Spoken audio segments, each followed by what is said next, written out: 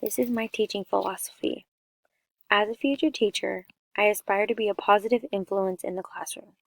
I want to encourage every student that walks through my classroom door to do their best. Each child is unique. A teacher needs to suit each child's needs. I want to create a welcoming environment where a student feels encouraged to ask questions and break down barriers and boundaries that might be in the way of being successful. My classroom will be a safe space for students to express themselves freely and to share their ideas.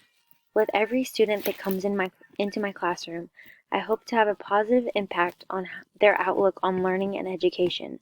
I want each student, even after they leave my classroom, to feel like they have learned something meaningful and that they have enjoyed the process.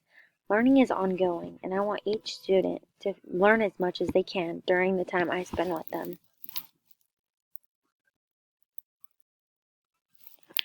All students learn differently and at a different pace.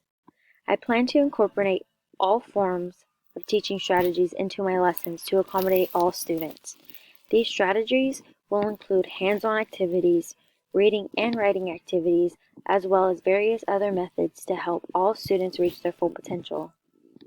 My goal is to support students with different learning styles and factor in the barriers that might play a role in hindering them.